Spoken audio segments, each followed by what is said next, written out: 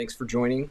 We're going to jump right in and talk about something really important, which is that in songwriting, lyrics don't totally matter.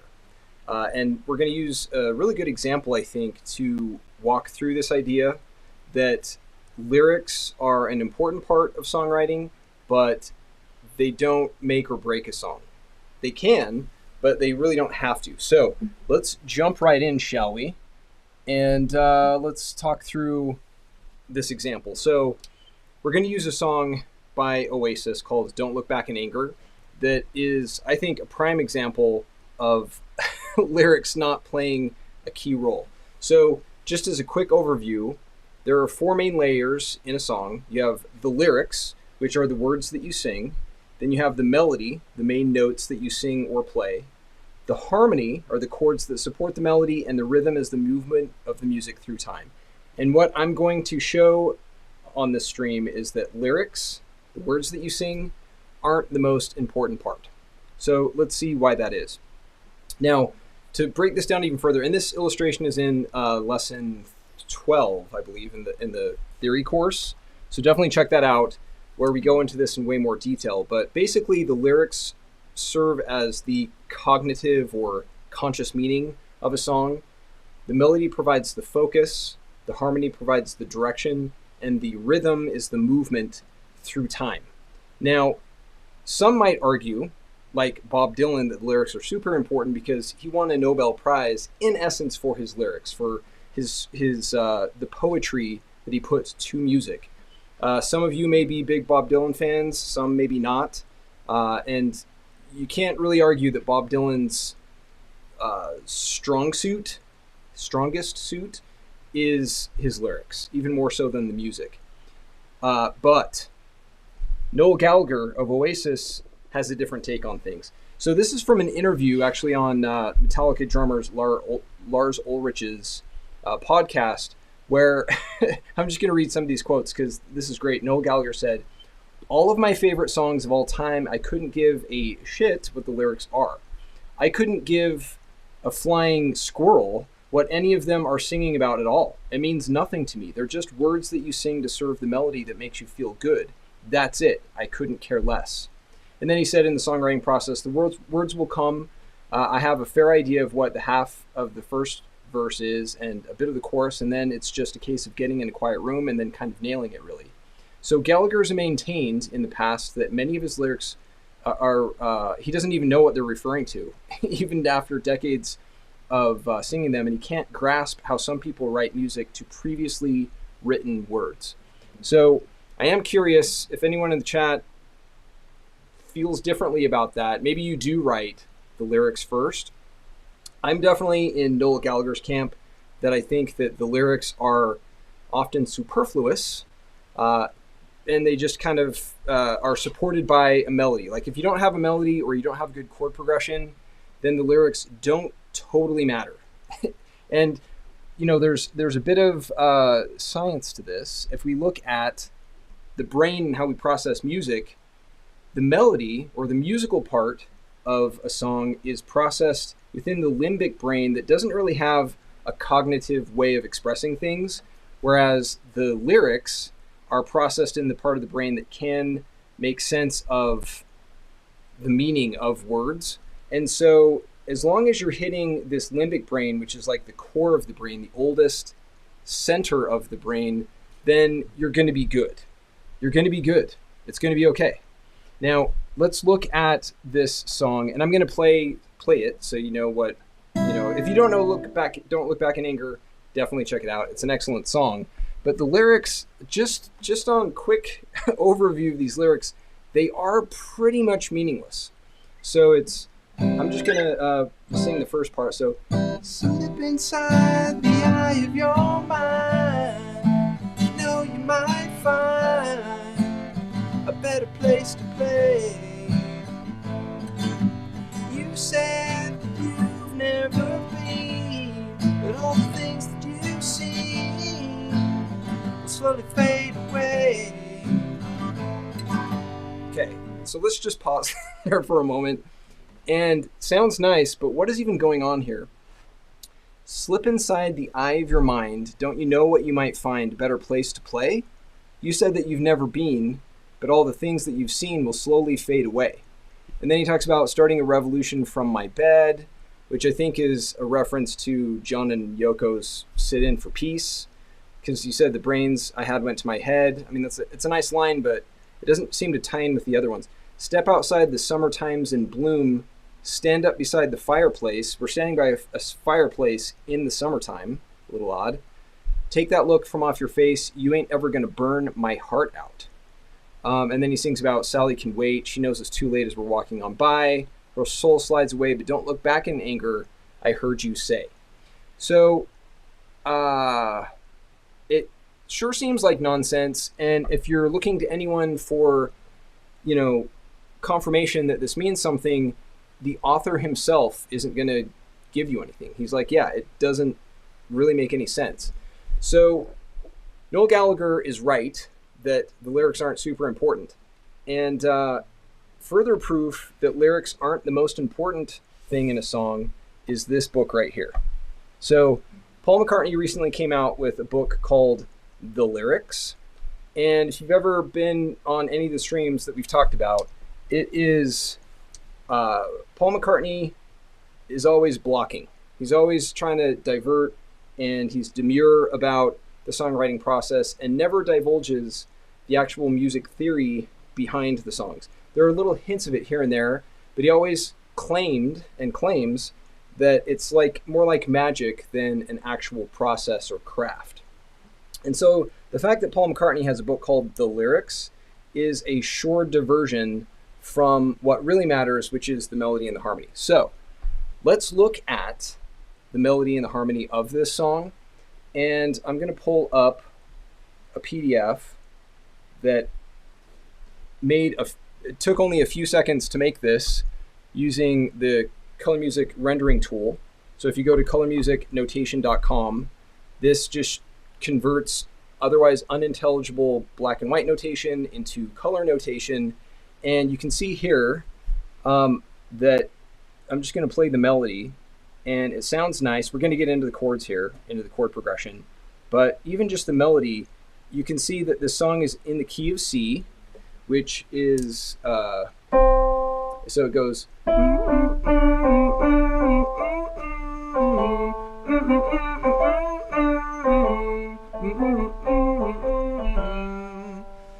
So the melody is basically, if we look this up on a keyboard, in the key of C, it's a C pentatonic scale. So C pentatonic scale sounds nice. You kind of can't go wrong with a pattern like that because it's just, it's basically a major scale. So C major scale are those notes, C, D, E, F, G, A, B, C. And by taking out the tritone, we talk about the tritone in other videos, it's basically the most dissonant interval and also the most distinctive interval that gives the major scale its distinctive sound. By trimming those out and just sticking with the other notes, we have just a very harmonious pattern that sounds great. And for the significance of these colors, if you're new to color music and you haven't seen where these come from, check out my other videos that talk about how basically the circle of fifths is a natural formation of scales that weave into each other. You apply the color wheel to that, which is basically a visual representation of the same pattern, and then rearrange those notes into the chromatic scale, you get this pattern. But with the harmonic relationships between all of the notes baked in, so you can see the significance of the notes that you're playing and their relationships in any melody, mode, chord, progression, etc. So we have, let's look at this. We have a very simple melody that's basically based on the pentatonic scale. And we have a really cool chord progression, which we could pick out using this notation. But what I'm going to do is I'm going to jump into some diagrams that I made with the chord diagrams. And we have a progression that you've probably heard before. And so let's look at why that is. Now, I don't mean a progression that you've heard before in Don't Look Back in Anger an even more famous progression, and see if you can recognize it as I play through it. So the intro is establishing the tonic C as the tonal home bass. It's going back and forth between the F and the C. Okay, so it sounds nice to begin with, but then we get into what seems like, whoa, there's a lot of harmonic movement here. But really what we're doing is we're just going along these rows. So we have a 1, 5, 6, major 3, 7. We'll see why that kind of different looking chord is in here. And then we continue through F, G, C, and G, or 4, 5, 1, 5. So it's a C, G, A minor, E7, F, G, C. And notice if that sounds kind of familiar. I'm going to play it one more time, and if anyone can recognize what that sounds an awful lot like, let me know. So I'm going to play it one more time. So it's 1, 5, 6, major 3, 4, 5, 1, 5. So I'm going to play that again, but with a different melody. So it's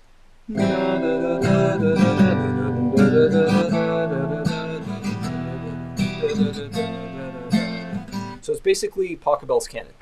But Noel Gallagher took this progression, added a twist to it, and we're going to look at the nature of that twist, and turned it into like a #1 hit. So it's C, G, A minor, E7.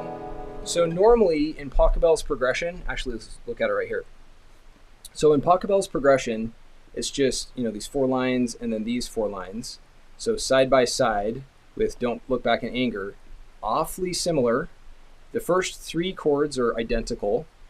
And then instead of an E minor in Pachelbel's progression, so Pachelbel's progression is 1, 5, 6, minor 3, and then 4, 1, 4, 5.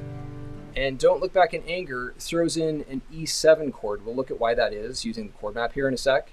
And then it's very similar to 4, and it's basically he took these 4 chords from Pachelbel, kind of rearranged them a little bit. You have the 4 and the 5 as the bookends on this bottom row. 4 and 5 are the bookends, but he just kind of switched it up and had a 5 and then a 1 and then back to a 5. So I'm going to play Don't Look Back in Anger. 1, 5, 6, major 3, 4, 5, 1, 5. And while Pachelbel's progression sounds amazing, and you can already see within the root notes that there's kind of a circle of fifths movement going on here, that the colors kind of bleed into each other as they flow through this cycle. Let's pull up Pachelbel's progression. And we're getting into the beauty of this structure without having to rely on meaningless lyrics. We are just getting into the actual movement of the song, the thing that gives it direction and focus, which are the melody and the rhythm and the harmony, without needing to get into the psychology of human language. This is just the musical language, music theory. So Pachelbel's progression is 1, 5, 6, 3. So 1, 5, 6, 3. So basically it's the tonic, it's dominant, the relative minor, and the submediant, which is next to the relative minor of the dominant, and then 4, 1, 4, 5. Let's get into Don't Look Back in Anger. It's similar, but instead of going 1, 5, 6, minor 3, he goes way over here from a 1, 5, 6, major 3. And the reason this major 3 works is because it's the secondary dominant to A minor. So this is the 5 of 6, in other words. And we've talked about the secondary dominant in some other streams here, but the 5 of 6 has this really cool resolution. So we go from E minor to A minor. This E resolves to A minor. But what's strange about this is that instead of going in that direction, he goes from 6 to 3. So it's kind of like a bluesy version of this E minor chord, and he zigs when you think he's going to zag, which makes the progression very interesting. So it's slip inside the eye of your mind. Don't you know you're mine? So instead of going again from major 3 to minor 6, he goes from minor 6 to major 3, which is a cool little twist on that pattern. And then he just stays within these harmonically consonant chords of 4, 1, and 5.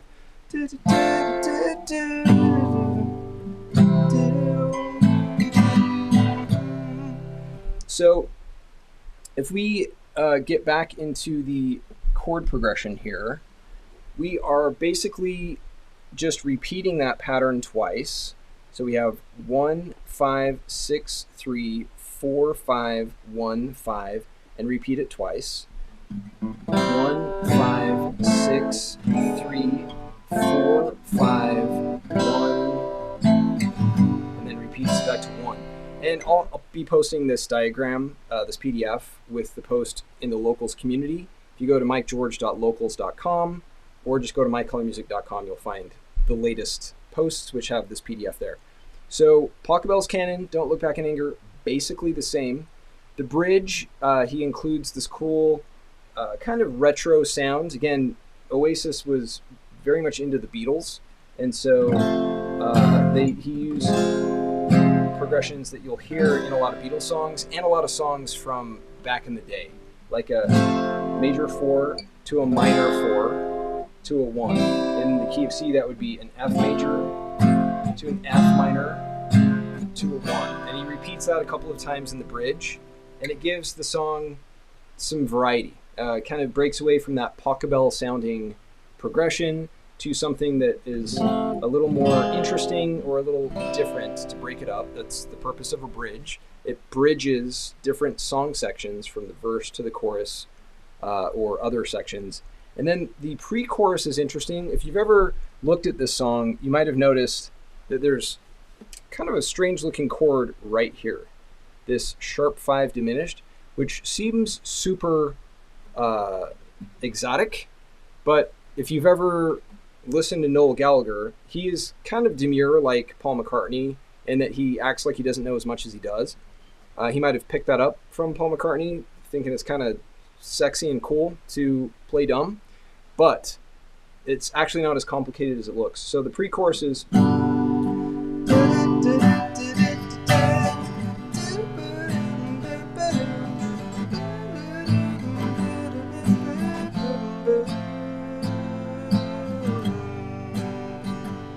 that is a 5, and then to a sharp 5 diminished. We'll look at this on the chord map to see where that comes from. It's actually not as exotic as it might seem. And then a minor 6 to a 5 to a 4 to a 5, and we'll look at why we hold that 5 for so long on the chord map. So let's look at this progression on the chord map and see where these chords came from. So we're still in the key of C. We've got C is the tonic, tonal home bass. C doesn't show up in the pre-chorus though, because the pre-chorus is really building up that harmonic tension and kind of teasing us. It's suspending us from that resolution by bouncing around, just to refresh, between these chords. There's no tonic, there's no 1 here. It's a bunch of chords, a lot of 5, a lot of tense chords. And then we also have this sharp 5 diminished. So let's look at where that came from on the chord map. So we go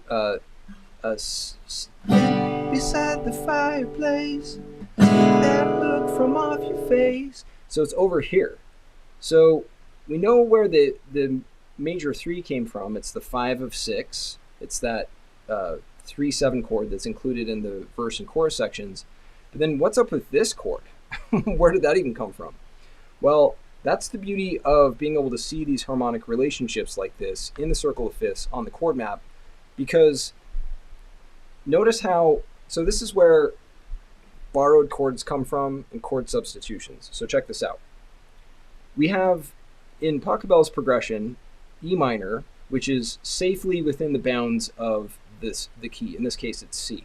This works the same way in all 12 keys. If we rotate these into any of the 12 keys, the same relationships apply. But we're just going to focus on the key of C.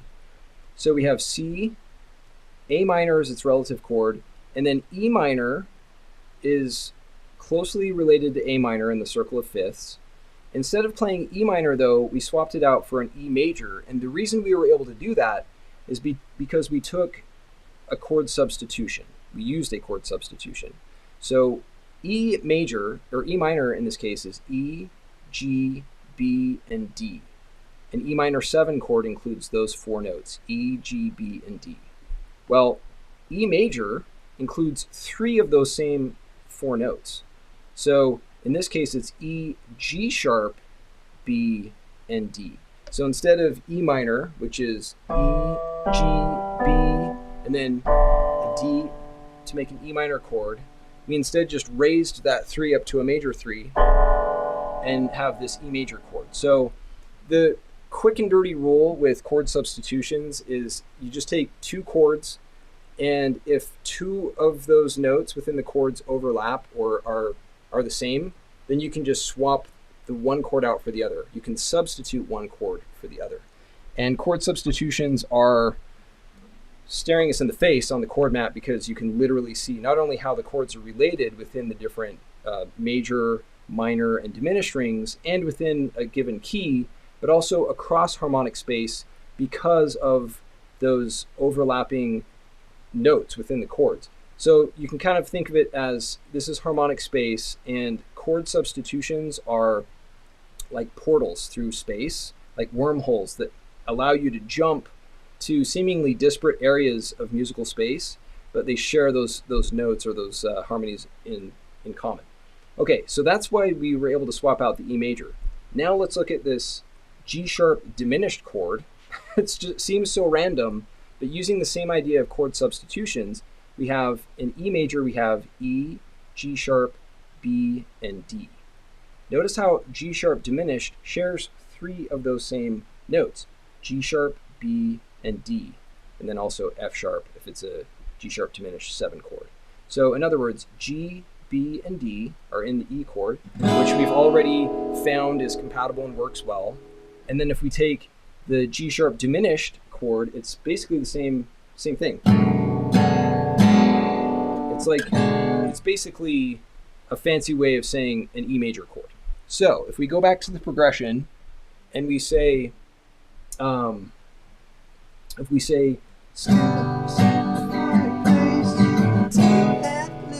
off your face, that 5 sharp 5 diminished chord is basically just an E major chord. And you can see if I just played this E note instead of a D, it's like, oh, I'm playing that as an E7 chord, and then back into the A minor, G, F,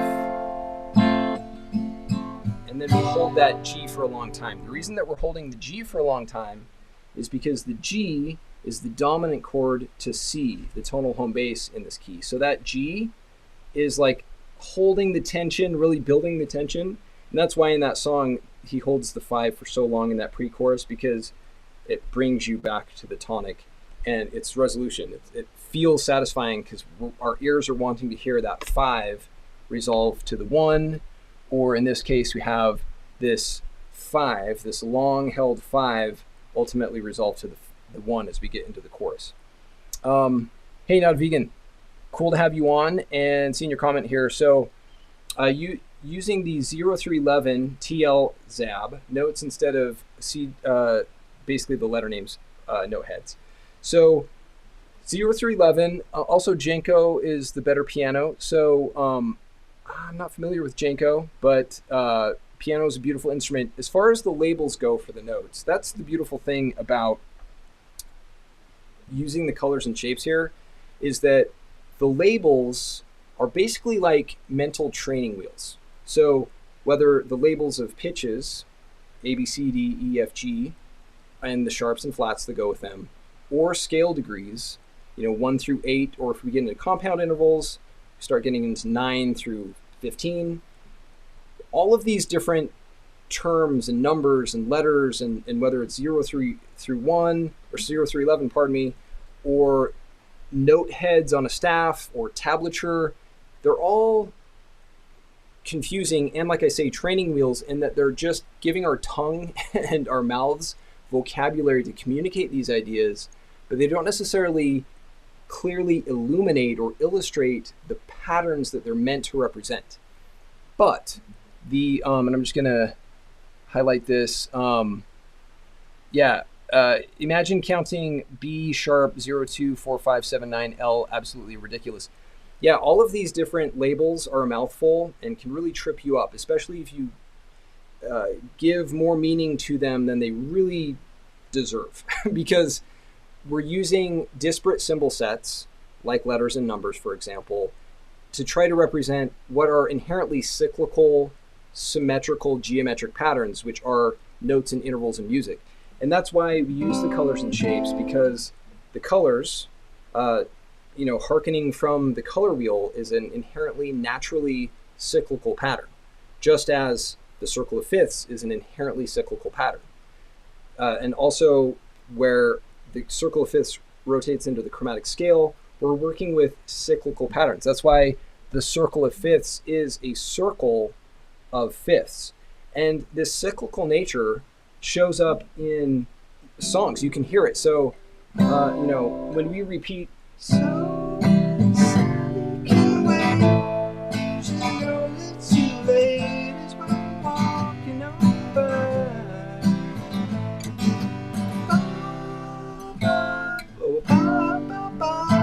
I'm just repeating the same chord progression because we can repeat the pattern. It's cyclical. And so if you, in any other art form, if, for example, Shakespeare had Juliet stand on the balcony and say, "Oh, Romeo, Romeo, wherefore art thou, Romeo?" And then, Romeo looks up and he's looking at her, and then she repeats, "Oh, Romeo, Romeo, wherefore art thou, Romeo?" You'd be like, has she lost her mind? Like, it's not normal to repeat yourself and talk in cycles like that, but in music, totally cool. Like, we just take it for granted that that's the case. And it's because music is inherently cyclical. So using symbol sets like colors and these colors and shapes to represent what are inherently cyclical patterns is the key. Let's see. So like the distance feels like literally N12 of the octave. Yeah, so getting into these patterns, definitely check out the geometries. If you haven't already seen the geometries of these patterns, it really helps to illuminate what would seem like a confusing system. So with Noel Gallagher, he claims that he doesn't care about the lyrics, and you can tell that really the work that he did in writing this song had to do with the melody and the harmony. So here's an illustration of, with rhythm, you're injecting movement into the song. With harmony, you're giving it direction. With melody, you're giving that direction some focus. And then with the lyrics, it's just kind of like the top layer. It's the icing on the cake, as it were, where it helps you sing, helps other people sing along, and you can communicate some ideas. But really what matters is that melody and the harmony. It's ultimately the middle part of that cake. It's the meat of the sandwich, to mix food metaphors, where the song really takes shape and has the impact that it has. If you swapped out the lyrics, which you often see in songwriting, the last song insight we did was "Love Me Tender," where they basically took an old Civil War era melody and chord progression and slapped on some new lyrics. "Love Me Tender." That's not what they said in the Civil War era. It was orally. It was a totally different title, totally different lyrics. But the fact that you can swap out the lyrics, that they're interchangeable, but the actual harmony and melody of the song is what you retain through the centuries or through the decades in the case of "Love Me Tender," is even further proof that the lyrics don't really matter, unless you're Bob Dylan and the lyrics are a huge part of what you do. Oops, sorry, I clicked the wrong thing here. Lyrics could be the most important thing depending on your perspective. So if you do disagree and you go through this video again, don't look back in anger, is all I'm saying. We might have different perspectives, but I do think that the harmony, the melody, the rhythm are really what make a song great. And Noel Gallagher has said as much in the various interviews he's given. And that is where we'll wrap it up on this one. Thank you for joining, and it's fun to geek out. I'll be posting the heads up for the next stream as we go through the music theory course coming up. And like I say, I'll post a PDF of this on the post in the community, so you can check out these diagrams at your own pace. So take care, have a good one, and we'll talk real soon. Bye.